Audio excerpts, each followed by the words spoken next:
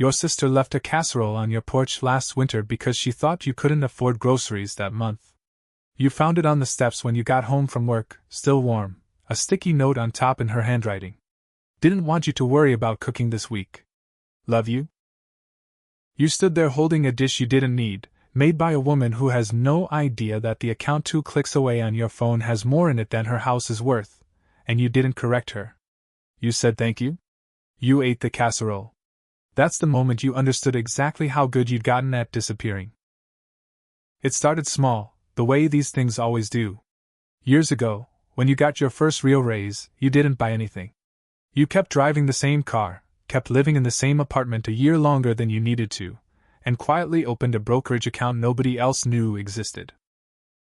It wasn't a strategy at first, not really, it was just inertia. You hadn't gotten around to upgrading anything yet, and then one day you looked at the number sitting there and realized inertia had accidentally made you smarter than every plan you could have designed on purpose. So you kept doing nothing, on purpose this time, and nothing turned into something, and something turned into a habit, and the habit turned into a person nobody around you recognizes anymore, mostly because they've never actually seen the parts of you that changed. You drive a car that's 11 years old. It runs fine, it's paid off, it has a dent in the rear bumper you've never bothered to fix because fixing it would mean someone might ask why you bothered, might start asking other questions you don't want to answer at a backyard barbecue. You live in the same 2-bedroom you've had since your 20s, rent-controlled, unremarkable, a building nobody would guess holds a person whose net worth crossed 7 figures 18 months ago and hasn't told a single relative. You buy your clothes the same places you always have. You still clip the coupon app on your phone before the grocery run, not because you need to anymore but because the habit built the wealth and you're not about to break the habit just because it worked. The world reads all of this exactly the way the world reads everything, which is to say lazily, by appearance, and the appearance says struggling. Your coworkers think you're tight on money because you bring lunch from home every day while they order out. Your friends think you're scraping by because you never suggest the expensive restaurant, always the place with the happy hour, and they've started, gently, quietly, to treat you like someone who needs to be managed around. They stopped inviting you to the destination wedding 2 years ago, said they figured the flights and the hotel would be too much for you right now, didn't want to put you in an awkward spot. You found out about it from someone else's Instagram story. You didn't correct it then either. Some part of you, the part that's been quietly building this for a decade, has started to wonder if the silence has become its own kind of cost. Your mother is the hardest one. She calls every few weeks and asks if you're managing okay, asks it in the voice she's used since you were a teenager who blew through a part-time paycheck on nothing in particular, the voice that never updated even as you did. Last month she offered to help cover your car insurance for a few months, said she and your father had a little extra and wanted you to have some breathing room. You had to sit on the phone, holding a balance bigger than anything she's ever had access to in her life, and say, gently, that you were okay, you'd figure it out, please don't worry about it. She didn't believe you.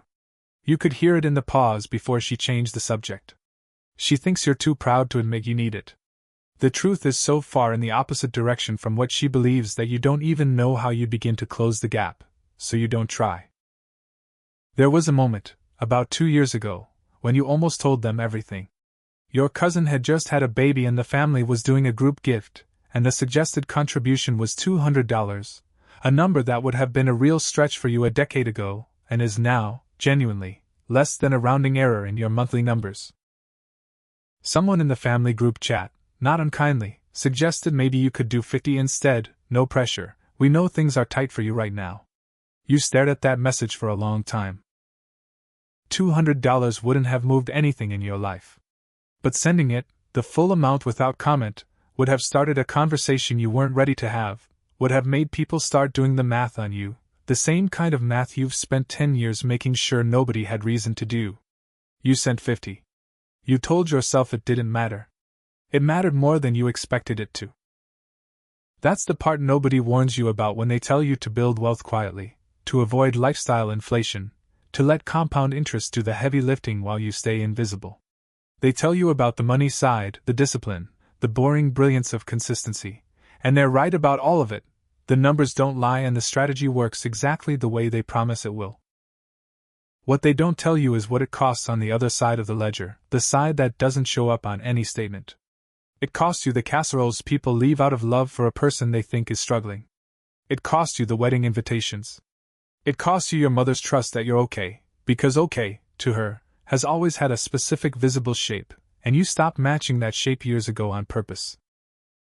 You almost broke the habit once, for real, not just a family gift chat. A friend from college, someone you'd lost touch with and reconnected with online, was going through a hard stretch, lost a job, fell behind on rent, the kind of situation you could solve with a single transfer and never feel it. You wanted to help. You also knew that helping the way you were capable of helping would mean revealing the size of the account that made it possible, and you sat with that for 3 days before you found a smaller way to do it, an anonymous contribution to a fundraiser someone else had set up, enough to matter, not enough to expose you. You told yourself that was generosity done wisely. Some nights you're not sure it wasn't just fear wearing generosity's clothes. The accountant you finally hired last year, the first person outside your own head who's seen the full numbers, asked you during your first meeting why nobody in your life knew any of this. You didn't have a clean answer. You gave him the practical one, the one about not wanting to be treated differently, not wanting to become the family ATM, not wanting every relationship to quietly recalibrate around a number instead of around you. All of that's true. But sitting in his office, watching him read through a decade of statements that told the story of a person who'd built something real out of nothing flashy, you felt something you hadn't expected to feel. Lonely. Not because the money wasn't enough. Because nobody who actually loves you has ever gotten to see the part of you that did this.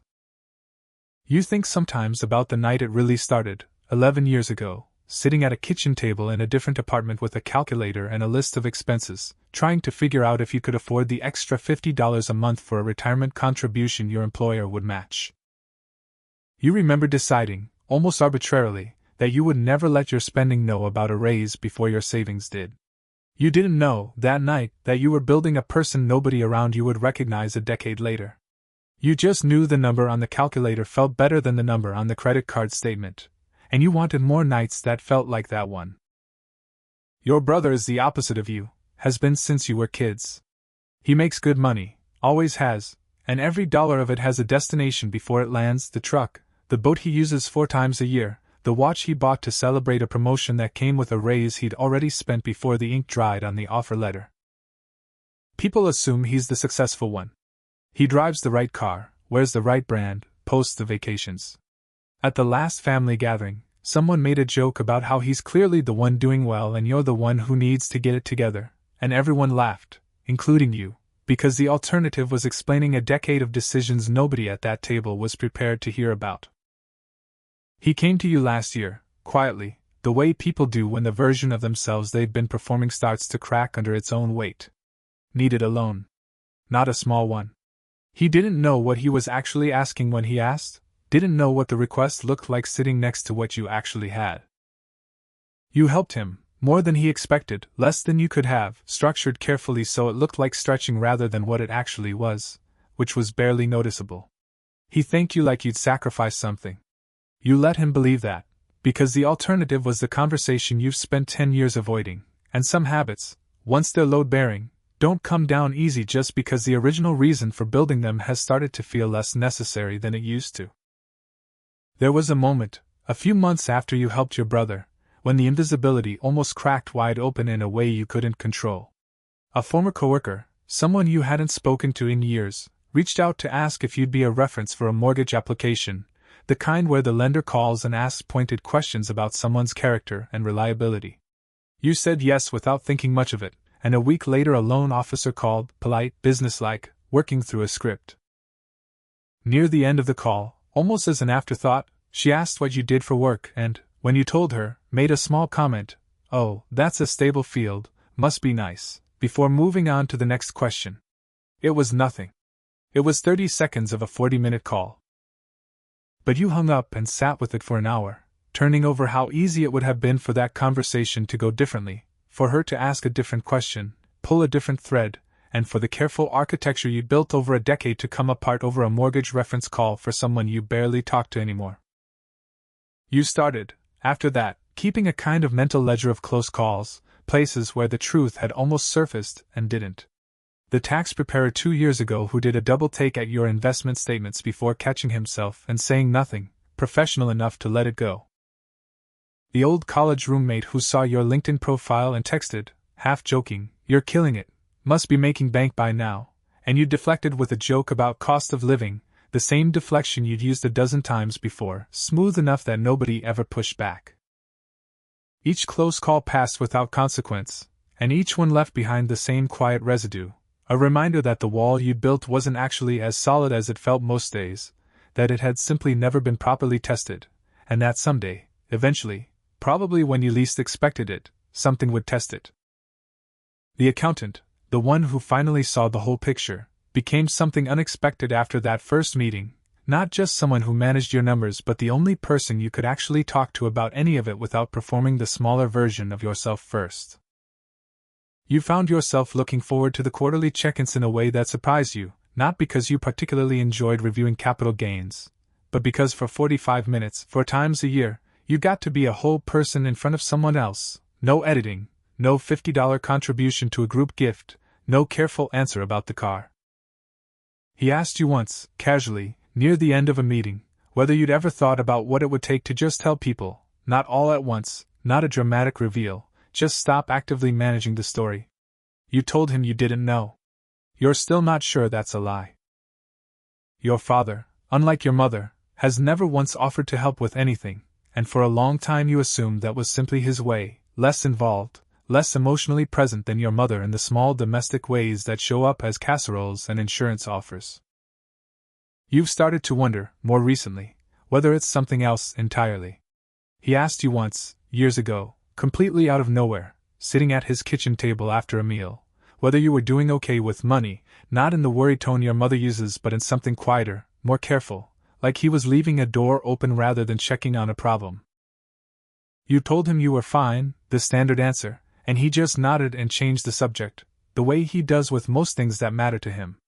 You've never been sure if he believed you, or if some part of him has always suspected there's more to the picture than the apartment and the 11-year-old car suggest, and has simply decided, in his own quiet way, to let you tell him on your own time, whenever that turns out to be, if it ever is. There's a particular kind of fatigue that comes from being good at this for so long, a fatigue that has nothing to do with the money itself and everything to do with the constant low-grade vigilance the lifestyle requires, the mental tax of remembering which version of yourself you're supposed to be in any given room.